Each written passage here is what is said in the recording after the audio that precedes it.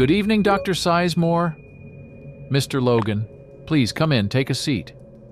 No, I'm only here for a minute, said the police chief, whose face, worn with fatigue, bore the full weight of a long day at work. Perhaps a cup of coffee, Seymore offered politely. Thanks, but I don't have time. In fact, I'm not here for a friendly chat. There are rumors circulating in Silver Creek that your lab is once again being used for less than legitimate purposes. What are you talking about? I'm saying you've resumed your experiments with bringing corpses back to life. That's not true. Believe me, I have reason to think otherwise. Besides, Mr. Logan, you're spouting nonsense. You know full well that in this lab we manufacture various medications. The government has approved our actions. We're licensed. The drugs we produce are of the highest quality, and there hasn't been a single complaint about their effects. And what if I come back with a search warrant for your lab? Logan raised his eyebrows questioningly. You think the government won't be interested in learning about any renewed illegal experiments at the Seymore Laboratory, especially after your public failure as a scientist back in '96? You remember that, don't you? The time you made headlines for all the wrong reasons. All that proves is it's ancient history now, doesn't it? Seymore dismissed him with a wave of his hand. Mark my words, Doctor. If I find out that the bodies stolen from the city morgue are your doing... Logan shook his head. Then bring a warrant and search away. Seymour's bold statement was a clear and final answer to all of Logan's deliberately probing questions. The police chief, who had no personal grudge against Seymore as a professional or as a creative mind, but who had once suffered the unpleasant consequences of the scientist's unchecked ambition, left after a polite farewell. 57-year-old Alex Seymore didn't care much for what people thought or said about him around town. The tabloids could print whatever they wanted, but they had no solid, credible information, let alone actual evidence. The failure Logan had alluded to had indeed made front-page news in the city at one time.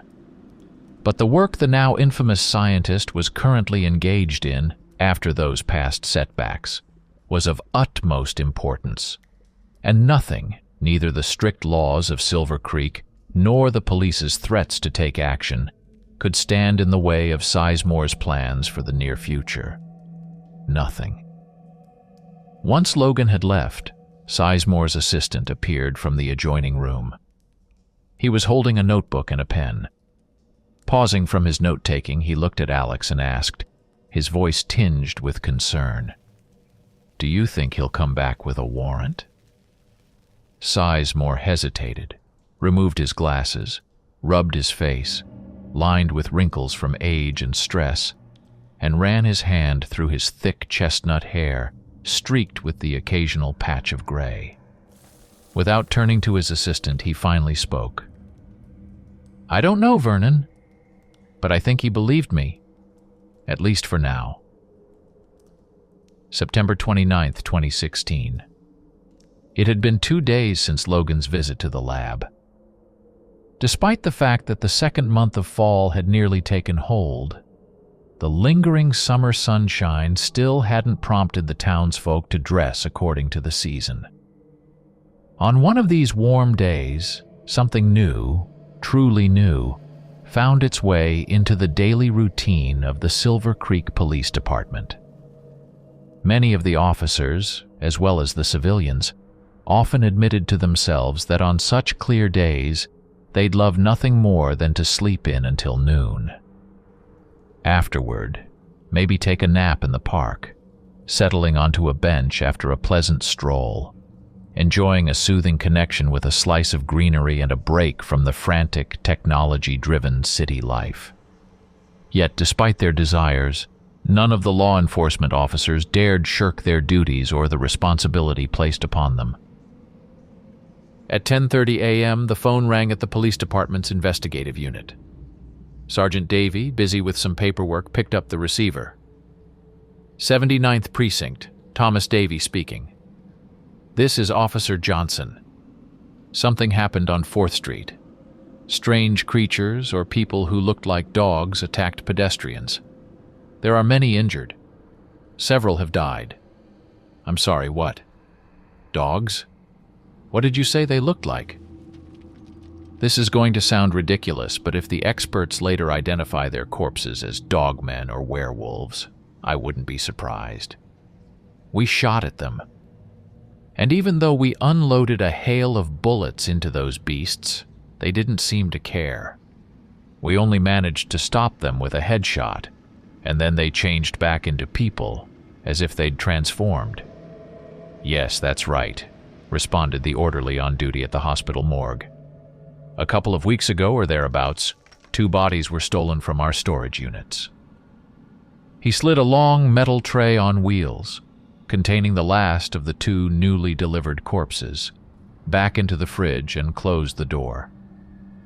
Did you report this to the police? Asked Sergeant Davey. Of course, the orderly replied. When my shift partner and another staff member were found unconscious and the theft was discovered, we called the police right away. And no one saw the thieves? Asked Officer Winslow, standing beside Davey. No, but the police questioned our staff. Back at the precinct, Davey asked not out of mere curiosity. Sir, do you think Dr. Seymore is involved in all of this? I'm more than certain, Tom, Logan replied, his face thoughtful. I was at his lab just the other day asking a few questions. And with his usual stubbornness, he tried to convince me that the illegal experiments were long over and that his lab was now just a pharmaceutical facility. What now? We need to prove he's behind this and put him behind bars. It's high time that lab gets shut down. Martin Logan, a long-serving member of the police force, wasn't typically aggressive or vengeful by nature. He was a reasonable man, and in friendly relations, he could sometimes allow himself to be pushed around. But his kindness had its limits, and he never allowed it to undermine the chain of command or the ethical standards of his job, especially in law enforcement. Logan was a man of willpower and conscience. He understood the consequences of the task before him. Despite his successful career and the pleasant mix of work and fulfillment it brought him, Martin's personal life could only be described as a failure. He had been married twice and divorced twice, never having children. Though the blame for his failed marriages fell equally on him and his 2 wives, Martin placed all the guilt squarely on his own shoulders. Convincing himself he was incapable of maintaining a family life, Logan decided to focus entirely on his work for the foreseeable future, hoping it might help lift him out of his melancholy. And as it turned out, his dedication to his job, paired with his determined nature, made him eager to unravel the latest mess involving Dr. Seymore. At 9:30 p.m., as the duty sergeant, James White, sat at his tall desk, he noticed a light flashing on the intercom panel. He activated the connection and took the call from Officer Hansen. Hansen reported that there had been yet another attack on the city streets. 2 severely injured teenagers and 1 in shock had been taken to the hospital. At the crime scene, they had found the remains of 5 more victims. Hansen added that the carnage was so horrifying that it felt as though a pack of wild animals had rampaged through the streets, sparing nothing in their path. The town of Silver Creek was sinking deeper into the oppressive darkness of night, a wild, frenzied helplessness creeping over it. The starry sky above the rooftops was too peaceful and too clear to seem real. The streets were deserted, holding only faint traces of traffic and pedestrian movement.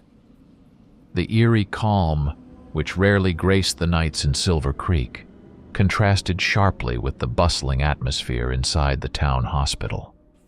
Here, the staff fought against the ticking clock, scrambling to meet the standards of care, while the unavoidable tragedies they faced, like the helplessness of doctors in the face of their patients' fates, created an overwhelming sense of frustration. And likely, there wasn't a place on Earth where hospital life was any simpler or more straightforward. So, when Thomas Davey and James White strolled through the front doors of the hospital, no one, neither the hospital staff nor the few visitors, paid them much attention. The two officers made their way down the hall to the reception desk, where a nurse was reviewing patient charts. "Good evening," the nurse heard and looked up. "How can I help you?" she asked curtly. "We're from the 79th Precinct." Tom absent-mindedly pulled a folded ID badge from the inside pocket of his jacket and opened it to show the police badge inside. White mirrored the gesture, showing his own badge before slipping it back into his pocket. "I'm Sergeant Davey, and this is Sergeant White. We'd like to ask a few questions to one of the teenagers who was brought in after the street attack. Is any one of them able to talk yet?" "All three are dead," the nurse said flatly, shattering Tom's hopes for the next 15 minutes. "Really?" Davey asked, keeping his voice as calm as possible, hiding his frustration with practiced ease. "And the cause of death?" White asked, equally composed. "You'd best speak to the doctors about that." That conversation with the surgeons and other medical staff only marked the beginning of a new, bizarre, and confusing case. Essentially, all three victims had died from an unknown infection that had entered their bloodstream through their wounds. This was after two of them had lost a dangerously large amount of blood. "Why are you so nervous?" James asked casually as he lit a cigarette standing beside the squad car. "We'll inform the chief about the dead ends at the hospital, and he can hand the case off to the detectives." "Seymore," Davey murmured thoughtfully, as though not even registering White's words. "What?" "Logan's right. Seysmore's involved in this somehow. I'd bet on it. Whatever this mess is, that mad genius is playing a leading role in the show." James and Thomas were about the same height, both over 6 feet tall. James had sparse facial hair and short, dark hair. His face, with its masculine features and pronounced cheekbones along with his brown eyes, conveyed seriousness even when he smiled. Though he had a slight tendency to slouch, it didn't diminish his imposing presence, standing on equal footing with Tom. Unlike White, Tom was less brash in his displays of police bravado. It wasn't a lack of dedication to his job, though. The job required constant vigilance and left no room for mistakes. Any error could cost innocent lives, or even the life of a police officer. That wasn't it. Tom was simply softer on the inside, in his heart. This characteristic prevented him from, for example, shooting an unarmed criminal, even if he knew the guy was guilty of killing a crowd of innocent people and might wreak havoc again soon. Throughout his career, Sergeant Davey had only ever shot and killed armed criminals who had clearly crossed the line. For that, Tom was grateful.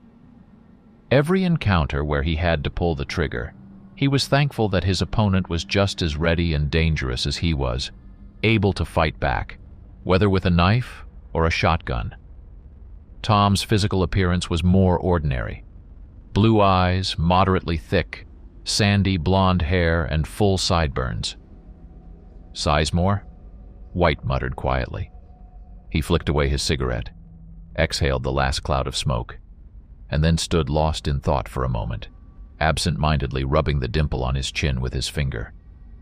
When he turned to ask Davey something, he found Tom already behind the wheel of the car. Snapping out of his reverie, James opened the door and got into the passenger seat, still holding on to something unresolved deep inside. On Mason Street, not far from Seymour's lab, a car pulled up in front of a private house. The headlights illuminated the facade of a 2-story building and a garage standing a little distance away. The headlights went out after a minute, plunging the surroundings back into darkness. The nearest street lamp was at least 50 steps away, and only the occasional peek of the moon from behind passing clouds provided any light. The car's headlights flashed back on, revealing a young woman of about 25 stepping out of the passenger side. "Hold on, Dave. I'll turn on the porch light," she called out, holding a coat draped over her arm. She walked toward the house, the headlights flickering off again, but only for a second. When they came on once more, she turned to the driver, smiling, and playfully wagged her finger at him. Tossing the coat over her left arm, she approached the door, pulled a key from her coat pocket, unlocked the door, and slipped inside, shutting the door behind her. A short while later, an outdoor wall lamp under the roof of the house lit up. The bright light illuminated the area in front of the house, which was surrounded by a small white fence. The fence connected the house and garage, forming a driveway leading into the yard. In the driveway stood a light gray Cadillac. The driver, Dave, opened his door and turned off the headlights before getting out. Inside the house, the lights on the first floor flicked on. Dave headed to the garage to open the door and park the car inside. This routine was their nightly ritual, marking the end of another workday. How and where Dave and his beloved wife spent their evenings depended on the circumstances. Of course, weekends were special. A restaurant, a bar, meetings with close friends, or just catching a new movie at the theater. This was how they usually spent their leisure time. Everything Dave did for Barbara was just a small token of his gratitude for the day, years ago when she agreed to marry him. She and no one else. The feeling that overwhelmed him when he first saw her sitting on a park bench had never left him, even after all these years. In fact, after they met, it only grew stronger with each passing day. And eventually, after they continued to see each other and remain friends, Dave realized he couldn't imagine his life without her, his first love. In addition to her beauty, kindness, and manners, Barbara was also as educated as Dave. Despite the fact that they graduated from different universities and became specialists in different fields, their broad expertise allowed them to work together. So even the heavy burdens of their busy workdays, which often required them to set aside personal thoughts until the evening, couldn't stop Dave and his beloved from seeing and hearing each other every hour, every minute, every second. As Dave was about to open the garage, his attention was drawn to strange sounds, like someone's heavy, rasping breathing. As these disgusting, muffled, wheezing noises grew louder and more distinct, like something in the dark was approaching the house, Dave's heart began to race, the sensation of imminent danger flooding him. He looked around anxiously, straining to see what had scared him so badly. Suddenly, he jumped when his phone rang. Relaxing slightly, he pulled the device from his pocket, pressed the call button, and said in a tight, nervous voice, "Is it you again?" Dave braced himself, trying not to betray his fear. "Yes, Stanley. Barbara and I are already home. I wanted to thank you again for the party." "What?" "No, everything's fine. Tomorrow? At 10? All right, we'll finalize the details at the office tomorrow. We can't afford to miss out on the chance to bring in a few more clients and secure a solid alternative." "Yes, I agree. It's a good option. All right, see you tomorrow."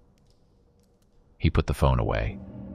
Stanley Giacalini was both a colleague of David and Barbara and a close friend of Dave's from their university days. Stanley was always in his element, looking out for both himself and others. Ever since he met David Wilkinson back in college, they quickly became close, and Stanley had never given his friend any reason to doubt the sincerity of their relationship.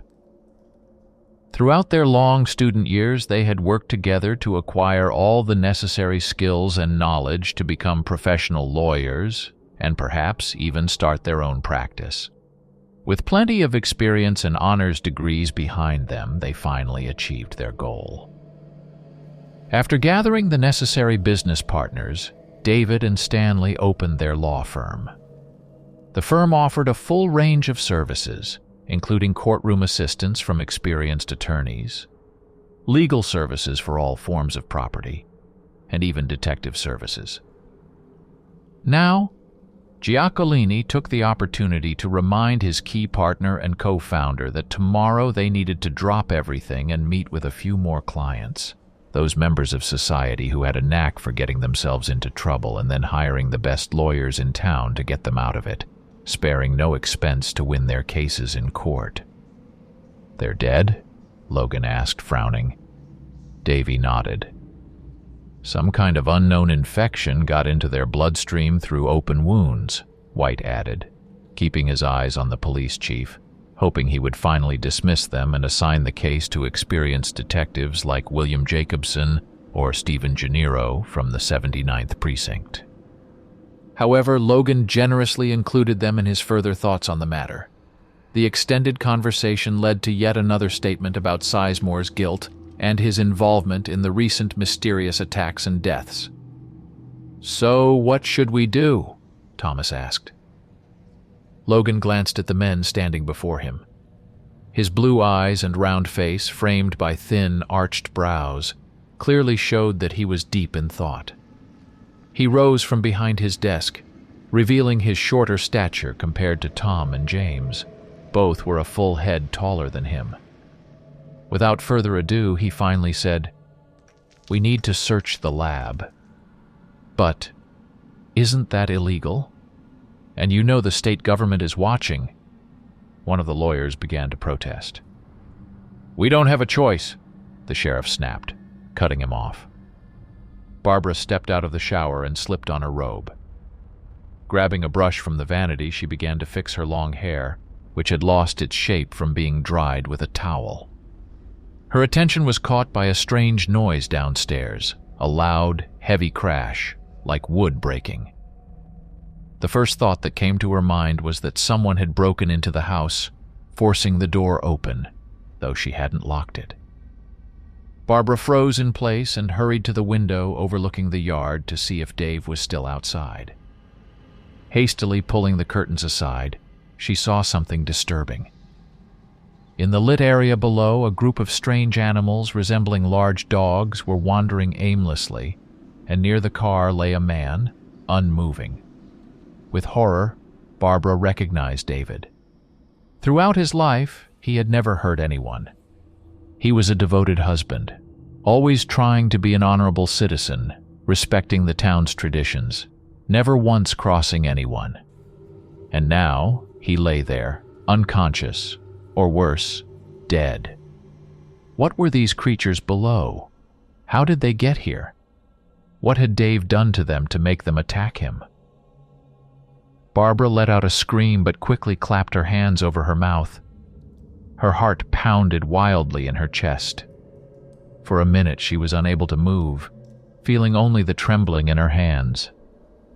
However, as she regained her senses, she realized that the terror gripping her entire being couldn't stop her from acting rationally in this situation.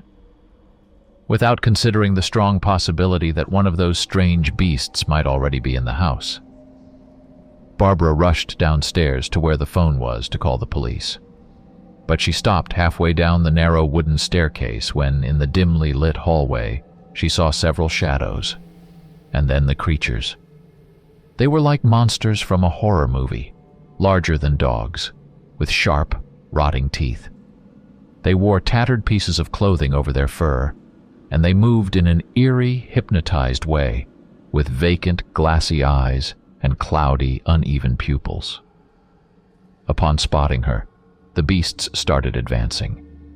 As they drew closer, Barbara covered her face with her hands, trying to block out the unbearable, rancid smell that now filled the entire first floor. "Get away from me! What do you want?" Barbara screamed suddenly in a fit of panic and confusion, lowering her hands. "Go away!" But the creatures didn't respond, continuing their relentless approach, stretching their monstrous claws toward her.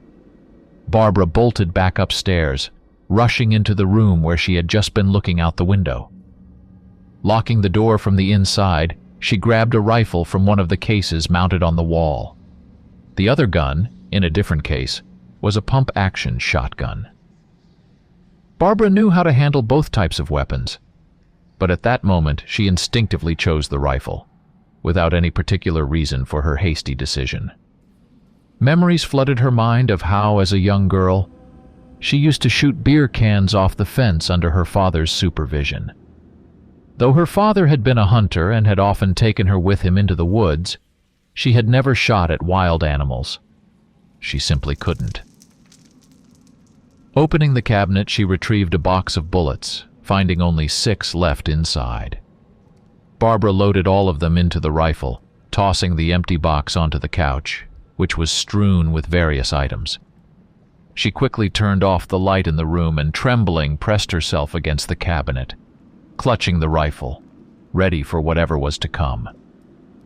In the morgue, the pathologists had been working for over an hour, trying to determine the nature of the unknown substance in the blood of the teenagers who had been brought to the hospital after the street attack. Dr. Victor Roberts, a doctor and first-rate expert, after searching through the archives filled with descriptions of various viruses, toxins, and other substances, and attempting to find anything with a similar composition or classification, concluded that the formula of the discovered substance was new. It had emerged after the establishment of all the known elements, including those on the periodic table. After the failed investigation, Dr. Roberts returned to the main hall and once again leaned over one of the corpses lying on the table. Holding her breath, Barbara could hear the menacing, heavy footsteps of the beasts outside in the hallway as they prowled, searching for her. In those terrifying moments of suspense, her entire life flashed before her eyes. Her sweat-drenched, trembling hands gripped the rifle even tighter. Her right index finger rested on the trigger, ready to fire at any moment. Barbara's hopes that the creatures would leave the house without finding her were soon dashed. She heard the gurgling, wheezing sounds of their undead breath grow louder just outside the door. It was clear that these monsters were ready to break in at any second, and nothing would stop the inevitable from happening. When the door finally came crashing down, there was an immediate, deafening gunshot. In the darkness, Barbara kept firing at the creatures trying to break into the room. Each shot's flash momentarily illuminated the room, plunging it back into shadow after every blast. Despite the beasts either falling from the powerful bullets or retreating momentarily in the face of her unexpected and initially effective resistance, the onslaught grew more intense with every passing second. As she depleted her limited supply of ammunition, Barbara realized, despite the pitch-black darkness around her, that nearly all her shots had hit their targets. With each pull of the trigger, she felt foul-smelling liquid spray onto her face or splatter onto her velvet-robed shoulders. It was blood, spewing from the wounds inflicted on the creatures. Understanding her dire situation, Barbara fully realized her mistake in preparing her defense when she missed the chance to use the second weapon hanging on the wall, having failed to load it beforehand.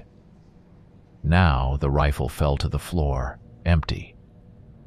The thought of grabbing the shotgun and continuing the fight was cut short when, within seconds, she saw ominous dark figures surrounding her, exuding the same sinister, unbearable stench. Barbara tried to scream, but strong claws closed tightly around her throat. She collapsed to the floor, no longer able to resist. Lying by the window, through which the moon's light illuminated the surrounding area, the exhausted victim could make out the face of her assailant, who had pinned her to the ground. Behind him, the other monsters were also reaching their grotesque claws toward her. But the one choking her, he was part man, wearing jeans and a blue track jacket with white stripes, clothes she recognized immediately. She had given him that jacket as a gift. There was no doubt, it was David. On the verge of passing out, Barbara saw his transformed face, his fangs, and his eyes, now devoid of the devotion, care, and love he had once shown her when his lips had touched hers. This was a different look, glassy, emotionless. a dead look. On David's neck, barely concealed by fur, was a massive torn wound from a bite, oozing not blood, but something else, something resembling slime. "Dave! Dave!" Barbara tried to say, but the monster's claws wouldn't allow a single sound to escape her throat. Their dead grip tightened until they snuffed out her life. Sometime later, the impenetrable darkness once again filled the room on the second floor, hiding the grisly scene of the flesh-eater's feast. The yellow eye of the moon, watching through the window, slipped behind another passing cloud. Thomas and James sped toward the notorious laboratory in their police cruiser, the supposed source of the evil they were determined to confront. Houses and buildings flashed by, and the occasional late-night pedestrian appeared in the glow of the streetlights, walking near trees that cast long shadows, their leaves already starting to fall in places. But whatever loomed over the city now, whether it was the cool night air filled with the smoky scent of dying autumn bonfires or the heat of the day, nothing could stop the police officers from taking the necessary precautions before the town turned into a breeding ground for something far worse. Especially after Thomas and James had learned about the bodies of Victor Roberts and his assistants, found dead at their workplace. Naturally, the police weren't going to let that crime go unpunished. A police unit had been dispatched to the house on Mason Street, where the attack on David and Barbara had taken place. Measures were taken after witnesses called the station. Sergeant Richard Idle, leading the operation, didn't see any signs of chaos or illegal entry from a distance. But as soon as they cordoned off the Wilkinson residence and stepped into the yard, they noticed the telltale signs immediately. Bloodstains were everywhere, on the concrete path, by the house's foundation, and on the grass, crisscrossing the entire illuminated area. But blood wasn't the only thing staining the ground. Mixed in with it were clumps of some other greenish substance, chaotically blended with the first. Idle held up a hand to signal his team not to approach, so as not to accidentally step on the remnants of what was clearly a violent struggle.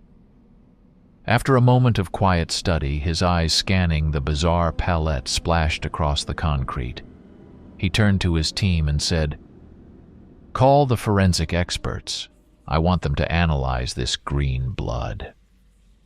Then, gazing back down at the bloodied ground, he muttered under his breath, "If we're really dealing with werewolves, or whatever those witnesses called them, I want scientific confirmation." The SWAT team, weapons at the ready, carefully and methodically searched the interior of the house, starting from the first floor. Whatever was in the house, if it was still there, could be lurking in the darkness, waiting for its next victim. Although most of the first floor was lit, the second floor remained dark and lifeless. After combing through the lower floor, searching behind kitchen cabinets and checking every corner of the living room, and finding nothing, the squad moved toward the staircase. The floor was stained with the same mysterious substance. Reaching the stairs, Idle found the light switch, and the upper landing was flooded with light. Yet even as the second floor was illuminated, the men heard and saw no signs of intruders. All that was left was to sweep the second floor to be sure the house was empty. The caution and vigilance with which the team had entered the house never wavered for a moment. These hunter-like tactics were a key part of the SWAT team's skill set, the rule they followed to ensure success in executing any complex operation like this one. They entered the room where Barbara's body lay and switched on the light. At the sight of the human remains and the overpowering stench that filled the air, several team members, including the commander, turned away, covering their faces with their hands, struggling to keep their stomachs from turning. "Somebody open the windows," Idle ordered. On the floor, the same mixed traces were found as outside, although in a much smaller quantity now. There were 3 more rooms with broken doors down the hallway. The Special Forces team didn't get a chance to check what kind of rooms they were. Just as Richard and his 3 men, Campbell, Quinn, and Green, stepped out of one small room, Idle ordered them to call for backup and secure the house. But then, they suddenly came face to face with something. 3 monsters, ravenous for fresh human flesh, darted out of the remaining mysterious rooms, launching a rapid attack. The assault was so fast and vicious that the men didn't even notice their enemies approaching. The werewolves sank their teeth into Green's neck and body from behind, causing him to let out a blood-curdling scream. The sharp pain and terror knocked him unconscious. Immediately following the attack, gunfire rang out like a thunderstorm in the night. Idle, Quinn, Campbell, and the others opened fire, their faces twisted in anger, disgust, and desperation as they kept pulling the triggers of their automated, death-spitting, well-balanced weapons. Bullets rained down, tearing chunks off the savage creatures, splattering the hallway walls, floor, and even the soldiers themselves with the alien blood of the beasts. This strange substance splashed onto their dark blue-green combat suits, which were embroidered with bright police insignias across their chests, just below the right shoulder. But even as the monsters' chests were blown apart by bullets, revealing shattered bones and ribs, and skulls were torn off, there seemed to be no clear proof of their death. The remains of these creatures still showed signs of some twisted life. Idle's team had never seen anything like it before. Disembodied limbs lay on the floor, twitching in convulsive spasms. One of the bodies, sprawled out with only a severely damaged paw left intact, kept trying to make jerking motions, as if reaching for someone standing nearby. It was as though every part of these foul monsters had a life of its own, writhing, feeding, parasitically thriving off others. Lowering his gun to the floor and staring at the fantastical scene with eyes still reeling from shock, Idle spoke loudly. "We need to gather all our units, involve every law enforcement structure in the county, and sweep the entire town. What we've encountered here might only be a small piece of the web that's about to ensnare the whole city. We must use every media outlet to order residents to stay inside their homes for the next 24 hours. At least until we have a clearer picture of the situation." He wiped the sweat from his face with the back of his hand in one swift motion. "I sincerely hope we won't have to evacuate Silver Creek." Davy White and the security guard escorting them stood waiting at the entrance of the lab. Finally, a small light above the door blinked green, accompanied by a buzzing signal.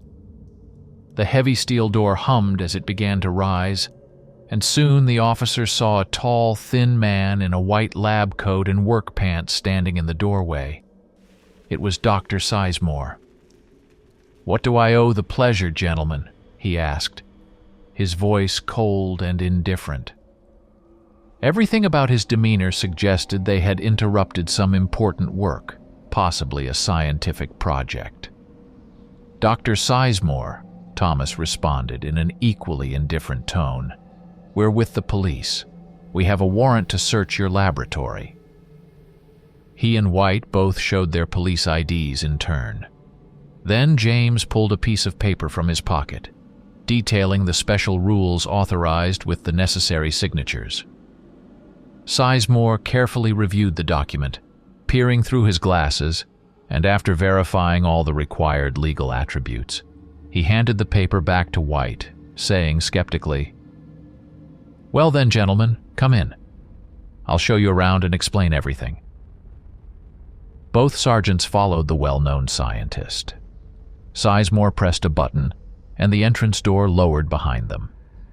Outside, the brightly lit asphalt courtyard was visible, illuminated by security lamps and under the watchful eye of a surveillance camera. The camera, mounted high on the building wall directly above the door they had entered, captured the entire area surrounding the lab. Inside, The surveillance feed not only showed the front area enclosed by a sturdy metal fence and the security guard stationed at the entrance gate, but also the back courtyard, similarly fenced off. A second, highly efficient rotating camera, also mounted high on the wall, monitored the rear of the building. Powerful floodlights illuminated the entire perimeter of Seymour's lab. This array of security equipment ensured that neither a stranger nor an enraged test subject could enter or escape the reinforced walls of this biological fortress, a massive 3-story building. As they walked down the corridor, lined with walls of exposed brick roughly plastered and covered with fire-resistant laminate, the scientist and the 2 officers passed several workrooms and offices. Through the glass windows built into the polished wooden doors, Tom and James saw workers in white coats. Groups of people were huddled around computers, mechanical equipment, and chemical apparatuses. All the while, Seymore narrated the complex day-to-day operations of his lab, detailing the smallest aspects to fully inform his visitors about the nature of his work and that of his colleagues. He spoke at length about certain commercial ventures, explaining how the lab sold surplus drugs to various companies after completing projects that involved many competent specialists from across the country. "I see," Davy said after patiently listening to Seymore. It was clear that the introduction to what was happening in the city was coming to its logical conclusion. "But Doctor, what can you tell us about the monsters attacking people on the streets? And the substance developed here in your lab that's turning people into these creatures?" The question seemed to corner the scientist, or at least that's how it appeared to the officers. He lowered his eyes and removed his glasses to rub his tired eyes. Despite the gravity of the moment, his composed, natural movements showed no hint of fear or panic. No sign that his entire career was about to collapse like a house of cards. "Well, gentlemen," he finally said in a decisive tone, his voice tinged with a sly yet self-deprecating smile typical of someone who knows they've been defeated. "Your question is no wild fantasy concocted by a madman. Yes, our town is in danger. But let me assure you, whatever conclusions you draw after I tell you everything, I am currently working on a cure. A cure that will not only save Silver Creek from this epidemic, but prevent it from spreading across the continent, or worse, the world." Tom and James stared at the doctor with a mixture of worry and eager anticipation, their eyes pleading for the full truth. "You may remember the incident that shook the whole town back in the early 90s. I'm talking about the small meteorite that fell onto an abandoned warehouse. When the police sealed off the area, guarding it closely for days, no reporters or anyone else was allowed in. Biologists, clad in infection-proof suits, studied the foreign object. But, as you might recall, it didn't last long. The excitement surrounding the area near Brown Road died down after the first press conference. The scientists reported that the unknown substance leaking from the space rock had dissolved the meteorite, leaving no trace of it. Afterward, the substance itself quickly began to break down, unable to survive in our atmosphere and environment. But those scientists managed to preserve samples of the substance in specialized equipment, finding that its composition resembled water. The elements were even similar to hydrogen and oxygen, though the formula was more complex and elusive. Everything started after these preserved samples were taken to Jim Parker's research lab. The substance remained in an airtight container, isolated from our atmosphere for a long time. But one day, either by accident or during an experiment, the substance entered the body of a test subject, a wild wolf. The substance dissolved the poor animal into nothing and changed color. The new substance became something volatile and aggressive. Yes, wild and frenzied, as if it had awakened from a long slumber. No specialist in the country has been able to explain what happened. the transformation of a liquid into something else. In short, the unleashed substance began attacking people, literally devouring them, growing larger and larger before their eyes. It was something beyond anything human eyes had ever seen. It turned out that this alien life form was afraid of low temperatures. When we directed a stream of cold air from our specialized freeze equipment at it, it became docile and was once again contained. But this was still a failure because the entire research team, except for Parker himself, perished during the struggle.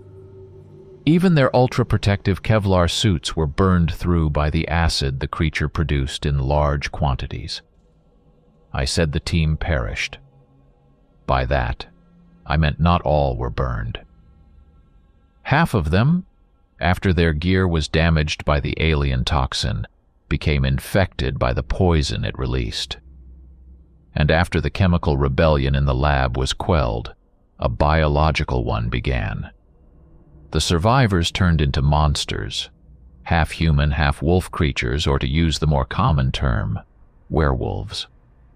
The substance that turned these people into such beasts continues to rage to this day. After Jim Parker's lab ceased operations, the newspapers printed all sorts of versions and reasons, hiding the truth. "And what happened to the lab in the end?" James asked quietly. "One day, all its staff simply became werewolves and disappeared into the city. There were various rumors about their disappearance, including that they all died in a fire that broke out in the building due to technical problems. The case was never solved by investigators. So, if I understand you correctly, this infection is passed from one organism to another, and nothing can stop it?" Davy asked in a low voice, furrowing his brow.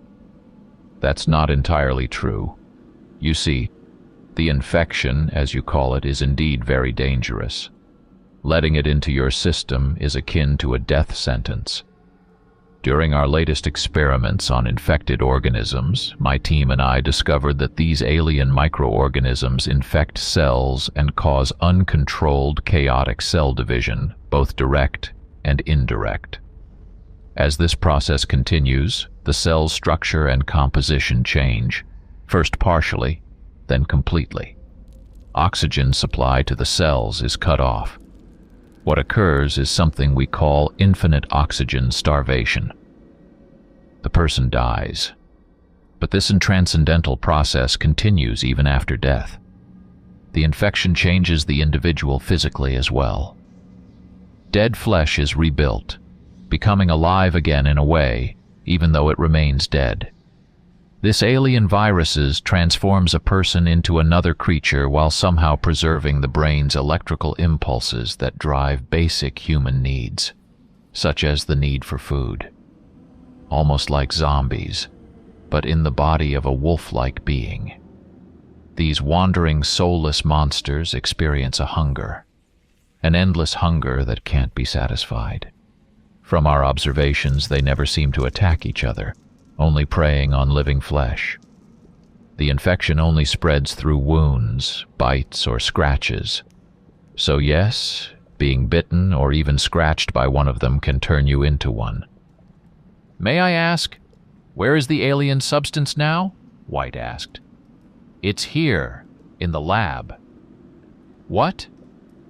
"You see, to defeat the infection, we need to develop an antivirus, a cure that can be injected into cleansing units, allowing them to eliminate the monsters without fear of being scratched or bitten.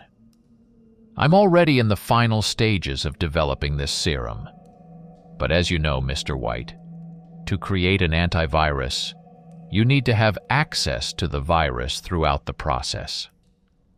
Now, do you understand why the government was so against having the police interfere with my work? Which leads me to believe that the warrant you showed me is likely a forgery." The officer cleared his throat in embarrassment, trying to steer the conversation back to the alien substance. Yes, I get it. This virus somehow changes a person's genetic code and all that." "Exactly. But what if the substance reactivates and it all happens again? No, that's impossible. After what happened in Parker's lab, we acquired additional equipment and ensured the process of extracting particles from the substance is as safe as possible. But how did you acquire this substance, or whatever it is, and bring it to your lab? Tom asked. That's not as interesting as everything else I've shared, Mr. Davy. But if you're eager to know, Seymour's and Parker's labs were once partners in several joint research projects. I have 2 last questions, Doctor, James said, gathering his thoughts. 14 years ago, why did you publicly try to portray yourself in a completely different light, opposite to who you really are? Why pretend to be a failed scientist? And more recently, why did you steal bodies from the morgue? That was your doing, wasn't it? One day, your colleagues came to inspect my lab and asked what kind of research I was conducting. I had no reason to cause a panic in the city at the time. I still didn't fully understand the nature of this alien infection. So I came up with that cover story. But in reality, he added, I was conducting scientific work in the interest of the city, to ensure its survival. And now, as I've already mentioned, I'm in the final stage of developing a cure for Silver Creek. And here you are, and the truth comes out. As for the bodies, yes, I took them to test my incomplete antivirus, to identify flaws and facilitate the development process. I infected the corpses and injected them with the serum I've been working on. And, my expectations were met. Everything is going as planned. But couldn't you have tested it on a stray dog or some other animal? Unfortunately, Mr. White, the virus only affects human cells now, even though this whole tragedy started with a wild wolf that was dissolved by the alien entity. The virus no longer affects animals, insects, or plants. A dog, rabbit, or guinea pig wouldn't suffice for experiments. The virus may have become more selective. Is it related to the physiology of the beings? To be honest, I don't know. Frankly, there's still so much mystery surrounding what we thought we already fully understood. For instance, the cells of some people mutate immediately after infection. In others, the virus, clearly visible under a microscope, remains inactive, taking no action for hours without alerting the body to its presence during that time. Some people are turned into massive monsters, dog-like creatures. Others only partially transform, retaining some human limbs. Listen, Doctor, Davy's voice rose.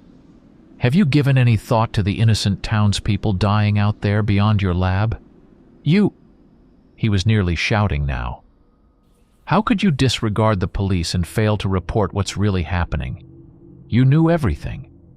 If you had informed us sooner, something could have been done. At the very least, lives could have been saved. No, Mr. Davy, Seymore replied calmly. When it comes to saving a city, a country, or even civilization from impending disaster, who would act to stop that disaster at its root? Everyone waits until the last possible moment, until they're forced to face the facts. And by then, when it's too late, only then do they start taking reasonable actions, realizing that the warnings weren't exaggerations by harbingers of doom. They were genuinely concerned about the fate of those in need. If I had raised the alarm about the infection before I knew its specifics, there's no telling how everyone would have reacted. And what good would it have done? It would have only driven the residents of Silver Creek into a panicked frenzy, and the streets would have been filled with soldiers in camouflage and armed to the teeth. And don't forget, there are also government regulations forbidding me from spreading this information. Rules I've already broken. As if there's no chaos in the city now. Right now, Mr. Davy. Before the crowd has started panicking, my antidote is nearly ready. And with it, I was prepared to inform the public about the extraterrestrial infection and provide them with the cure. So, what are we left with? James interrupted the heated debate between the two uncompromising men. You, Doctor, have an incomplete salvation formula, and we, the police, have hordes of zombie werewolves with insatiable hunger. What do we do?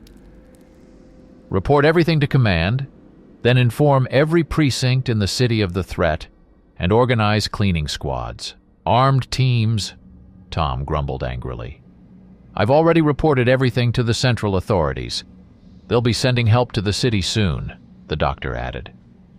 On the one hand, everything Seymore was saying, the cosmic infection, the undead, it all sounded like complete nonsense. Midnight horror stories. And Tom and James could have just laughed in the doctor's face if not for the facts, the events, and the evidence they had encountered themselves. Everything they had just heard from the scientist only reinforced what they had already gathered before coming to the lab. The nightmare that Tom, James, and the others, leading the city's armed patrols, were about to face instilled a kind of mental fog, a natural sense of helplessness before the inevitable. Perhaps even Seysmore's words about a panicking crowd weighed on them. Even White, who had learned to resist all inner fear throughout his life, and now spoke with a confident, reassuring tone, felt a growing heaviness within him, the kind that can drive anyone without exception to despair. And it's something everyone faces at some point in life, no matter their age, whether they're at the dawn or dusk of their journey. What are you saying? Tom barely restrained himself from unleashing another tirade of accusations and everything he thought about Seymore. And how long will this final phase of development take? Are we just supposed to sit and wait? Please understand, right now they have the upper hand in terms of power, the doctor insisted. Give me 2 or 3 more days and the serum will be ready. If you send your squads against the monsters now, their numbers will only grow. Davy silently headed for the exit.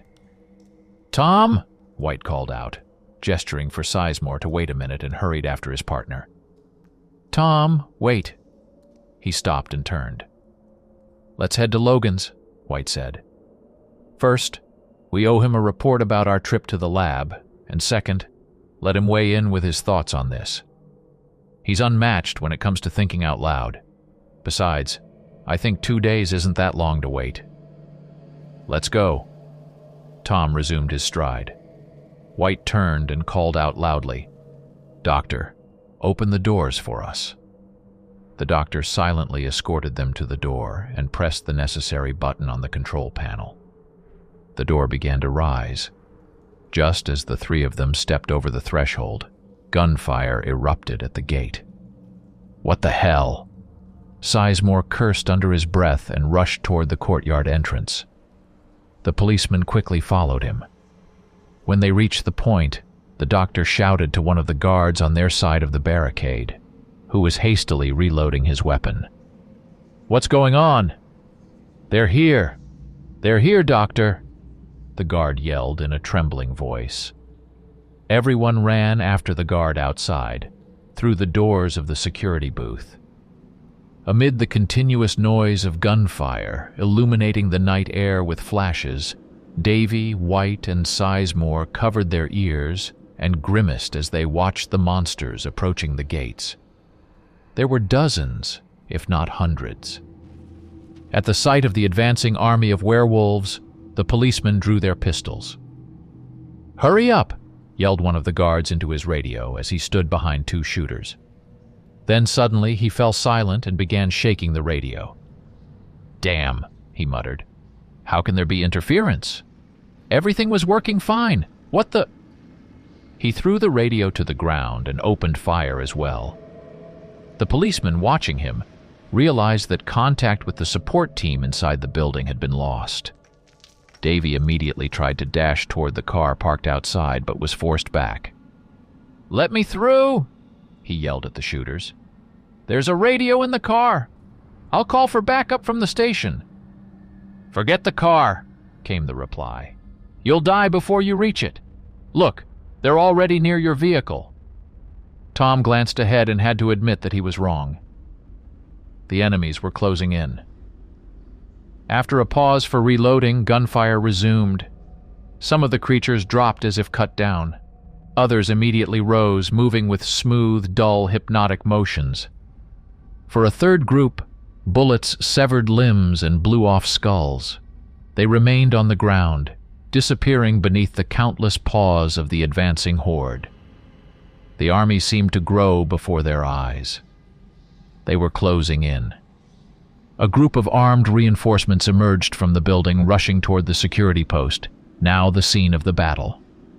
Disabled enemies fell, but the werewolves' overwhelming numbers showed their advantage over the heavily armed guards, who continued to stubbornly fire at the approaching foe. Amid the chaos, human screams echoed, but the clarity of words was lost in the noise of bullets. The air filled with the smell of gunpowder, mixed with the stench of rotting flesh. When the creatures came too close, the humans retreated into the courtyard, locking the entrance behind them. The gunfire stopped. What will stop them now? Tom wondered aloud. The answer was a lazy silence. Why did they decide to attack the lab? White asked. I'm not sure, Seymore replied hesitantly. They watched as the guards scrambled in the courtyard, exchanging words and preparing to take more effective measures than simply wasting ammunition in the moment. The steel gates and barricades seemed to offer reliable protection, buying time for tactical deliberation and further defense plans. But it still wasn't clear how long they would be able to hold back the mass gathering outside. "Doctor!" a voice called out, startling Seymore. He turned to see one of his assistants, Vernon, approaching. "Yes, Vernon?" The stocky, short man with thinning black hair was panting from his run, his voice hoarse with anxiety. "Doctor, quickly. You need to see this." The policeman also turned toward the voice. Leaving them behind, Seymore rushed inside the building with his assistant. Passing one room after another, they reached the last one near the stairwell. As they entered, Seymore saw several of his staff already there. But the first thing that caught his attention was something emitting a bright light where the large vessel with the alien substance had stood, the same one the doctor had described to the police sergeants. Seymore squinted. It was the vessel, the very source of all of Silver Creek's current misfortune. Only now it was performing new tricks rather than burning and infecting the people of Earth. Resting on a sturdy platform, the chemical container revealed the glowing, rainbow-colored, living substance that had been obtained after the meteorite's fall to Earth. The luminous radiation pulsed with a steady rhythm, alternating in intensity.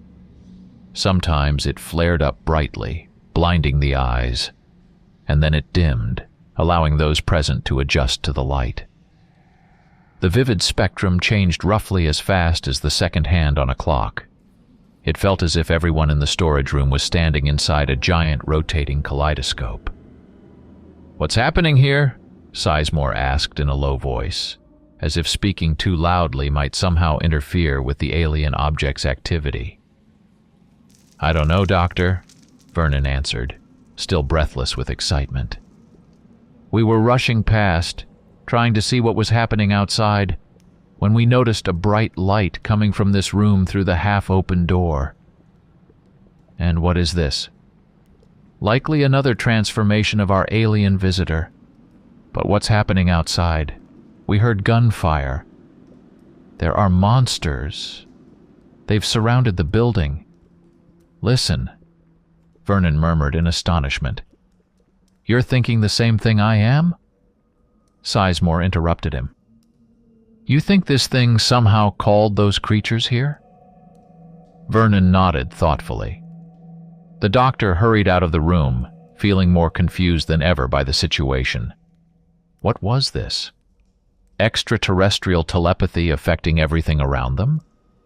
Something from another world, come to take control of this one by mentally dominating all intelligent beings on the planet, infecting them first with its cursed virus, a disease that attacks all human organs, leaving only the brain partially functional, and only for the purpose of being telepathically controlled by this alien force, wrapping the mind in a thick shroud to eventually take control of the entire human race on Earth. Torn by these thoughts, Seymore reached the exit. At the door he encountered James, who was dragging an injured, half-conscious Tom by the arms.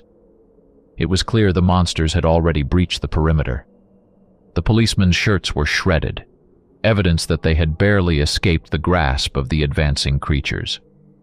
Blood ran from Tom's neck and exposed shoulder, soaking his torn clothing. "The door! Lower the door!" James shouted.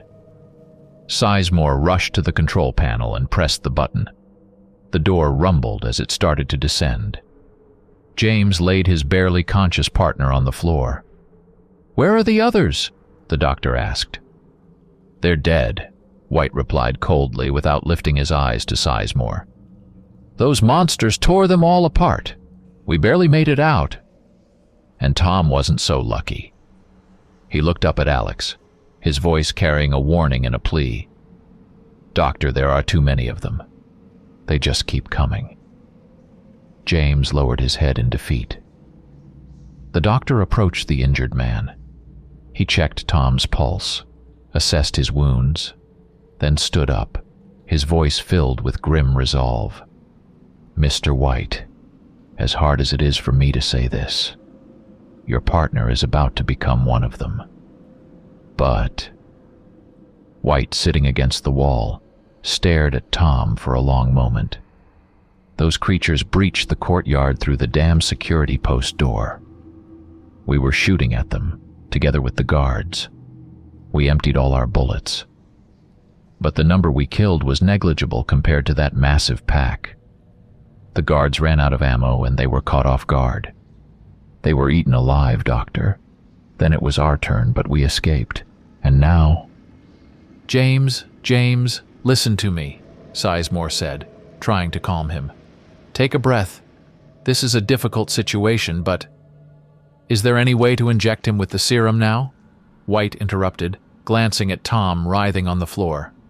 "It's impossible. It's not ready yet. Injecting him now would do nothing." "But there has to be something we can do," James pleaded. "We can save him, right?" Seymore remained silent. After a short pause, James looked up at him and asked another question. "What happened to you? You ran off so quickly with your assistant." Seymore explained the situation in the lab. "So it seems," James concluded, "the alien substance somehow telepathically influences the werewolves from a distance, drawing them toward it." "That's what it looks like. In any case, it's the only rational explanation for what's happening here around the lab right now," the scientist said, his voice tinged with sarcasm. "What do we do now?" "I think we should return to the other staff and bring this issue to everyone's attention. As long as this hypnotic radiation is active, we're trapped behind these walls." "You go ahead. I'll stay with him." White nodded toward his unconscious partner lying on the floor. He bent over him again. Beads of sweat covered Tom's face, indicating a sudden spike in body temperature. In the puddles of blood forming around him, a noticeable green tint could be seen. "I don't think it's a good idea to be near him when it happens," Seymore said uncertainly, glancing away. "Listen!" James suddenly shouted, leaping to his feet and pressing his strong hands against the doctor's chest, pinning him to the wall. "In all my years on the police force, I've never left a partner behind, especially one who's dying. I'm not going to start now." For a moment, his furious gaze stayed locked on Alex's face, the doctor remaining silent under White's glare. Then James released him and stepped back. "Listen, Doctor," James said, his tone softening. "Could you give me some clean bandages, cotton, and something antiseptic to treat the wounds? I'm sure you've got something here." "Fine, follow me." James glanced at Davy once more, noting that his condition hadn't changed for better or worse. Then he followed Seymore down the hall. They walked in silence for a few moments before the scientist spoke, with a hint of irony in his voice. "You know, when I was young and interested in sciences like chemistry, biology, and physics, I never could have imagined that one day, after graduating from 2 universities and earning a degree in my field, I would end up working on something that could potentially save the entire planet. It seems like my whole life I've been preparing for this extraordinary event without even realizing it. Strange." He paused, then glanced at James. "Don't take me for some boastful egomaniac, of course. I truly feel sorry for your partner. Honestly. And for everyone who's died in this carnage, I just want to save as many people as I can." White nodded a few times in agreement, but said nothing. The first-floor hallway had no windows, so it was impossible to see what was happening outside, assess the enemy's behavior, or know if they were trying to break into the building. The only way to observe their actions was from the 2nd or 3rd floors. That was Alex's plan, to gather all his colleagues upstairs to make a rational decision after giving White the supplies he needed. As they entered the room containing the glowing alien substance where the pharmaceutical supplies were kept, Alex found the space packed with people. Everyone who had been in the building that day was present. But to his horror, the doctor noticed that all of his colleagues had transformed into those same half-dead monsters. How had this happened? What the hell? The creatures outside hadn't injured anyone inside the building yet. And yet, here were the werewolves, in the room? It all made sense now. They had already been infected, but the virus had been dormant in their bodies. Until now. These hypnotic light waves had activated the virus in the scientists' systems. So what now? The creatures stood, their eyes fixated on the light, their coveted hellish beacon flooding the room with its bright, colorful hues, captivating anyone whose mind had been seized from a distance by this point of light. Alex cautiously stepped back toward the door, glancing nervously at the frozen monsters bathed in the light's vibrant glow. What happened? White asked warily, when he saw Seymore creeping into the corridor. They're here. Who? They. No way. Did they break into the building? The lab workers have turned into werewolves, all of them. They've surrounded the vessel. James peeked into the room. He quickly realized that the doctor's words weren't an exaggeration. What do we do? He asked Alex. I'll be right back. Seymore dashed up the stairs to the 2nd floor. Wait. Where are you going? The sergeant didn't hesitate and followed him. Upstairs, the doctor stopped at the first window. The 2nd floor hallway wasn't much different from the first, except it was more complex in layout and had windows. However, the sudden change in circumstances left James with no desire to admire the decor or think about the warrant and his official visit. He had forgotten about all of that in the heat of the moment. Explain your plan to me, he asked, standing next to the scientist who was peering down at the courtyard. I don't have a plan yet, but... Seymore stepped into the room on the right, then quickly reappeared. But we do have some powerful weapons, he said, dragging 2 flamethrowers out into the hallway from the lab's defense equipment. He handed one to White. Know how to use it? I've had experience. In James's hands was indeed a formidable weapon, heavy but capable of incinerating 10 creatures in seconds. A single magazine for this type of weapon could hold 10 large rounds. The doctor returned to the window across from the armory room and glanced down again. The werewolves swarmed around the building like ants. While their actions weren't particularly frenzied, their behavior made it clear they had only one goal: to breach the lab and get to the coveted vessel. The two armed hunters hurried back down to the first floor. But as they reached the bottom of the stairs, they froze in terror. Standing before them was a werewolf in a police uniform. It was Davy. No longer Davy, but one of these cursed creatures he had become. Shocked, James stood rooted to the spot.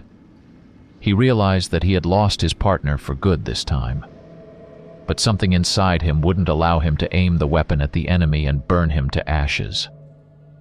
For the first time, James felt utterly helpless and truly lost. His heart raced with fear, and he despised himself for letting such feelings creep in, dragging his entire being down like a stone to the depths. "Tom, no, I can't," he muttered, barely registering Seysmore's frantic shouts. "What are you waiting for, damn it? Burn him! Or get out of the way, I'll do it myself." The clumsy werewolf's paws reached for James's throat. In its dead eyes was a gaping void, a black fog that had consumed all consciousness, enslaved by the extraterrestrial forces from another world, terrifying and powerful.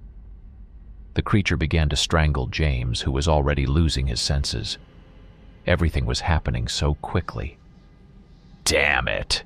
the doctor muttered as he rushed at the creature like lightning, delivering a powerful blow with the butt of the heavy weapon, knocking it to the ground and forcing it to release White. Then, directing the barrel at the rising enemy, he pulled the trigger, unleashing a massive jet of fire that engulfed the creature's entire body. The corridor was immediately filled with the revolting stench of burning flesh. It was over. The smoldering remains lay on the floor, releasing dark smoke. Alex shook James, who was slumped against the stair railing. "You okay? Did it hurt you?" "No," James replied. Classified Police Journal of Officer James White, Silver Creek. "The doctor saved my life. He killed the monster my partner had become. It was a humane act, one that proved the sincerity of his intentions. He truly was ready to defend the city. It completely refuted all the rumors and vile gossip painting him as some villain." Grief and anger, of course, welled up in my throat, as I had just lost my best friend and partner, the man I'd survived countless dangerous situations with. We'd weathered many trials and tribulations together, but the hope for victory in this horrific war, through the use of the antidote developed by this determined scientist, dulled the pain somewhat. Despite everything, from that moment on, I never lost faith in a better future. When we checked the room with the mystical vessel again, we couldn't believe our eyes. All the werewolves inside were lying on the floor, motionless. But that wasn't all. The room was now bathed in a steady, deep red light, still emanating from the same hypnotic device. The radiation had changed, but this time it was working in our favor. The enemies who had been near it were now lifeless, and those surrounding the building had disappeared, scattering throughout the city. The invisible telepathic chain drawing them to the lab had been severed. At that moment, Alex and I had complete freedom of action. In the following days, there were no more transcendent, telepathic disturbances from space. Moreover, the substance behind the fireproof glass in the vessel returned to its original color, releasing all the infected lab workers from its invisible grasp. Their bodies were cremated. As for the serum, Seymore finished developing it just as he had promised. And to be honest, it was a truly remarkable invention, never once failing in its effectiveness. Injected into the bloodstream of our fighters, this serum provided a 100% guarantee. Even severe wounds inflicted by the monsters no longer condemned a person protected by the serum to transform into one of those creatures. However, it's still too early to declare complete victory for humanity. Although the rampant and unchecked increase in the number of werewolves has been stopped, there are still parts of the population that haven't received the injections and continue to encounter the monsters day and night. At present, I'm in command of an elite, well-trained cleanup crew that has never failed in its missions against these aggressive creatures. Along with the antivirus, humanity possesses other advantages in the fight against the werewolves, and one of the most significant is our ability to think. This means that humans are far stronger than these soulless, mindless abominations. Stronger because we can anticipate the enemy's next move and outwit them, even if it requires incredible effort. I have faith that humans will retain their rightful place as the dominant intelligent species on this planet. The man in the gray suit closed the journal and placed it in a drawer. He lit a cigarette and called for his assistant. All records on Silver Creek need to be sent to the center. Further research and experiments on Subject 774 must continue in our external laboratories. We can't afford to put the country at risk. This whole situation is out of control. "What about the doctor?" the assistant asked. "Send him along with the other scientists. We might still need him."